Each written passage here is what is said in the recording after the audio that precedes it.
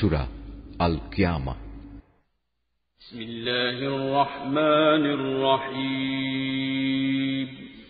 রহমান রহিম আল্লাহ তাআলার নামে। আমি শপথ করছি রোজ কিয়ামতের, আর আমি শপথ করছি সে নফসের যে ত্রুটি বিচ্যুতির জন্য নিজেকে ধিক্কার দেয়। মানুষকে ধরে নিয়েছে, সে মরে গেলে আমি তার অস্থি মজ্জাগুলো আর কখনো একত্রিত করতে পারবো না। অবশ্যই আমি তা পারব। আমি তো বরং তার আঙুলের গিরাগুলো পুনর্বিন্যস্ত করে দিতে পারব। এ সত্ত্বেও মানুষ তার সম্মুখের দিনগুলোতে পাপাচারে লিপ্ত হতে চায়। সে জিজ্ঞেস করে, তোমার প্রতিশ্রুত কিয়ামত কবে আসবে?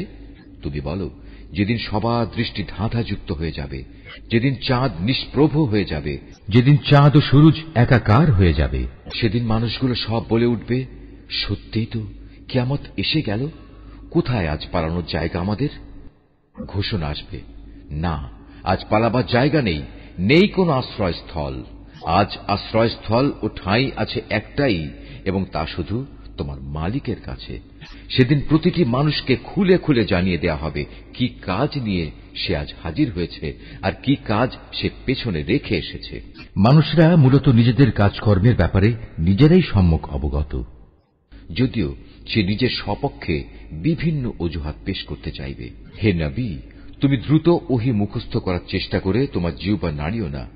এর একত্র করা ও ঠিকমতো তোমাকে পড়িয়ে দেওয়ার দায়িত্ব আমার উপর। অতএব আমি জিব্রাইলের মাধ্যমে তোমার কাছে যখন কোরআন পড়তে থাকি, তখন তুমি সে পড়ার দিকে মনোযোগ দাও এবং এর অনুসরণ করার চেষ্টা করো। অতঃপর তোমাকে এর ব্যাখ্যা বলে দেওয়ার দায়িত্ব আমার উপর। কখনো না। তোমরা পার্থিব জগৎকে বেশি ভালোবাসো এবং পরকালীন জীবনকে তোমরা উপেক্ষা করো। সেদিন কিছু সংখ্যক মানুষের চেহারা উজ্জ্বল আলোয় ভরে উঠবে। এ ভাগ্যবান ব্যক্তিরা তাদের মালিকের দিকে তাকিয়ে থাকবে।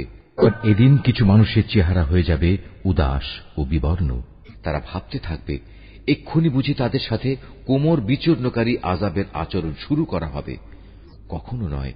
মানুষের প্রাণ যখন তার কণ্ঠনালী পর্যন্ত এসে যাবে, তাকে বলা হবে, এই বিপদের সময় জাদুটোনা ও ঝাড়ফুঁক দেওয়ার মতো কেউ কি আছে? সে তখন ঠিক মতোই বুঝে নেবে পৃথিবী থেকে এখন তার বিদায় নেবার পালা। আর এভাবেই তার এ জীবনের শেষ পা পরের জীবনের প্রথম পার সাথে জড়িয়ে যাবে। আর সেই দিনটিই হবে তোমার মালিকের দিকে তার অনন্ত যাত্রার প্রথম সময়। আসলে এ জাহান্নামী ব্যক্তিটি সত্য স্বীকার করেনি এবং সত্যের দাবি মোতাবেক সে নামাজ প্রতিষ্ঠা করেনি, বরং তার বদলে সে সত্যকে মিথ্যা প্রতিপন্ন করেছে এবং সত্য থেকে সে মুখ ফিরিয়ে নিয়েছে। সে অত্যন্ত দম্ভ ও অহমিকা ভরে নিজের পরিবার পরিজনের কাছে ফিরে গেল। আল্লাহ তাআলা বলবেন, হ্যাঁ, এ পরিণাম ঠিক তোমাকেই মানায় এবং এটা তোমারই প্রাপ্য। অতঃপর এ আচরণ তোমারই সাজে, এটা তোমার জন্যই মানায়। মানুষকে ধরে নিয়েছে যে তাকে এমনি লাগামহীন অবস্থায় ছেড়ে দিয়ে রাখা হবে। সে কি এক সময় এক ফোঁটা স্খলিত শুক্র বিন্দুর অংশ ছিল না? তারপর এক পর্যায়ে তা হল রক্তপিণ্ড। অতঃপর আল্লাহ তাআলা তাকে দেহ সৃষ্টি করে সুবিন্যস্ত করলেন। এরপর আল্লাহ তাআলা সে অবস্থা থেকে নারী পুরুষের জোড়া পয়দা করেছেন। এরপরেও তোমরা কি মনে করো আল্লাহ তাআলা মৃতদের পুনরুজ্জীবিত করতে সক্ষম হবেন না?